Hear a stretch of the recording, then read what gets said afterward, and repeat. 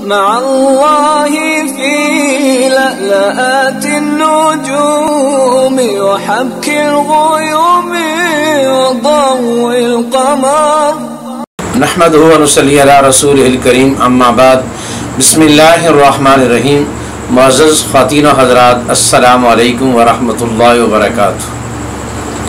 میں آپ کی خدمت میں حاضر ہوں پروگرام سنہری باتوں کے ساتھ، اور یہ ہمارا پروگرام کافی عرصہ تعطل کا شکار رہا. اس کی پہلی بنیادی وجہ عمرے کا مبارک سفر تھا، اور اس کے بعد رمضان المبارک کا مہینہ تھا، اور اس کے بعد پاکستان میں سیاست اور الیکشن کا ماحول تھا. تو عمرے سے فارغ ہوئے تو رمضان تھا، رمضان سے فارغ ہوئے تو الیکشن کا ماحول تھا. اب چونکہ مکمل طور پر الیکشن سے فرصت ملی تو اب آپ کی خدمت میں ہم حاضر ہیں اس پروگرام کے ساتھ. اللہ رب العزت کی ذات سے امید بھی ہے اور دعا بھی ہے کہ انشاءاللہ بھی ہمارا پروگرام تسلسل سے جاری رہے گا. اور آج کا یہ ہمارا پروگرام چونکہ ذی الحج کا مہینہ شروع ہو چکا ہے، قربانی کا مہینہ شروع ہو چکا ہے، حج کا مہینہ شروع ہو چکا ہے، اس لیے اس کی مناسبت سے کچھ مسائل آپ کے سامنے عرض کرنے کا ارادہ ہے. سب سے پہلے ذی الحج کے مہینے کے احکامات میں سے پہلا حکم یہ ہے کہ نبی کریم صلی اللہ علیہ وسلم نے فرمایا، حضرت ام سلمہ رضی اللہ تعالیٰ عنہ فرماتی ہیں کہ رسول پاک صلی اللہ علیہ وسلم نے فرمایا، جو آدمی ذی الحج کا چاند دیکھے اور اس کا قربانی کرنے کا ارادہ ہو تو اس کو چاہیے کہ وہ اپنے ناخن بھی نہ کاٹے اور اپنے جسم کے زائد بالوں کو بھی نہ اتارے. اب پہلی گزارش تو یہ ہے کہ یہ حکم کن لوگوں کے لیے ہے، اور دوسری گزارش یہ ہے کہ اس حکم کی حیثیت کیا ہے. تو یہ حکم اس فرد کے لیے ہے کہ جس کا قربانی کرنے کا ارادہ ہو. گھر میں سے جس آدمی پہ قربانی واجب ہے اور اس کے ذمہ قربانی ہے اور وہ قربانی کرنا چاہتا ہے، اس کے لیے لازم ہے کہ وہ اپنے ناخن بھی نہ کاٹے اور اپنے جسم کے زائد بال بھی نہ اتارے. پورے خاندان، گھر کے سارے فرد، ان کے لیے یہ حکم نہیں ہے. گھر میں سے جو آدمی قربانی کرے گا یہ حکم اس فقط اس ایک آدمی کے لیے ہے. اور دوسری گزارش، اس حکم کی حیثیت کیا ہے؟ فرض ہے، واجب ہے، سنت ہے، مستحب ہے؟ تو علماء کرام نے بڑی وضاحت کے ساتھ یہ بات لکھی ہے، اس حکم کی حیثیت مستحب کی ہے. اگر ایک آدمی ناخن نہیں تراشے گا اور بال نہیں اتروائے گا تو یہ ایک محبوب عمل ہے، پسندیدہ عمل ہے، اللہ کا بھی اور اللہ کے رسول کا بھی.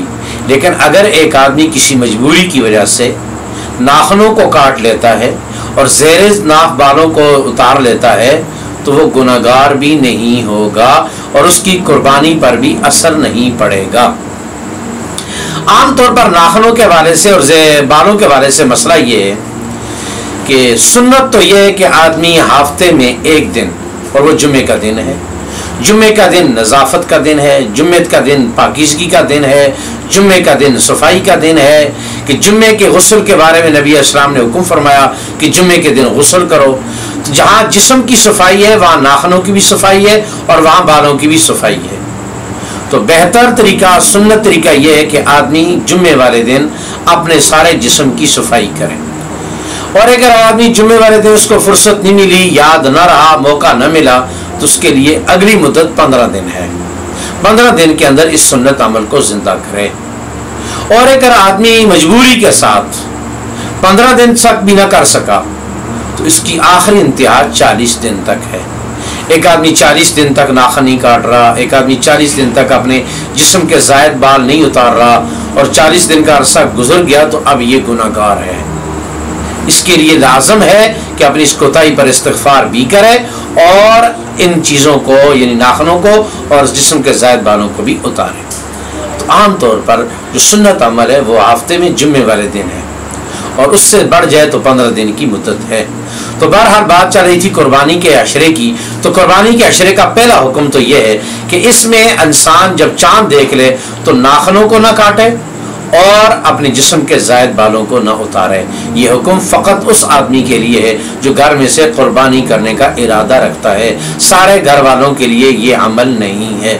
اللہ رب العزت کی ذات ہمیں کہنے سننے سے زیادہ عمل کی توفیق نصیب فرمائے. وآخر دعوانا ان الحمد للہ رب العالمین.